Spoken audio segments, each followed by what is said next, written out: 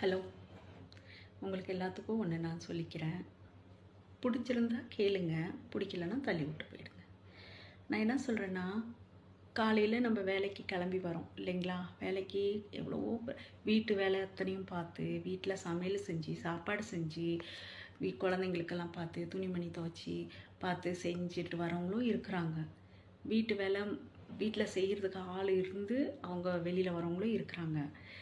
எப்படி இருந்தாலுங்க நம்ம அந்த காலத்துலேருந்து இந்த காலம் வரைக்கும் சம்பாரிச்சுட்டு தான் இருக்கோம் இல்லைங்களா? வீட்டு வேலை பார்த்தாலும் பார்க்கலனாலும் செஞ்சாலும் செய்யலைனாலும் நமக்குன்னு ஒரு கொஞ்சம் வருமானம் வர்றதுக்காக ஒரு வேலைக்கு யாராவது ஒருத்தர் வேலைக்கு போகிறதா செய்கிறோம். அப்படி வேலைக்கு போகாதவங்க வீட்டில் இருக்கிறாங்க. வீட்டில் இருக்கிறது சும்மாவாக இருக்கிறாங்க.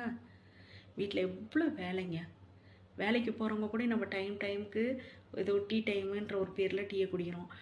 சாப்பாடு டைமுன்ற பேரில் சாப்பிட்றோமோ சாப்பிட்லையோ, ஆனால் உட்காந்து ஒரு 5 நிமிஷம் உட்காந்து ரெஸ்ட் எடுக்கிறோம். ஆனால் அந்த வீட்டு வேலை செய்கிறாங்க பாருங்கள், சுத்தமாக ரெஸ்ட் இல்லைங்க.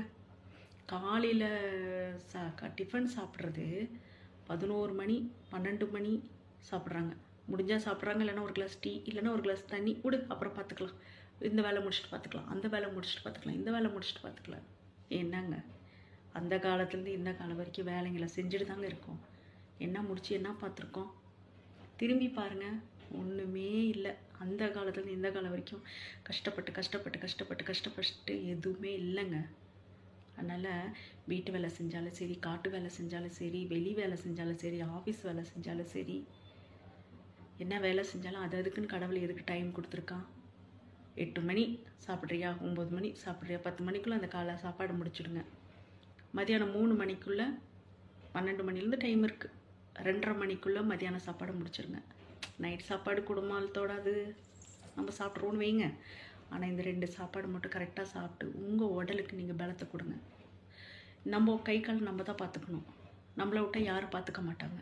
ஆனால் கூட இருப்பாங்க, சம்பாரித்து தான் கொடுப்பாங்க, சாப்பிடுன்னு தான் சொல்லுவாங்க.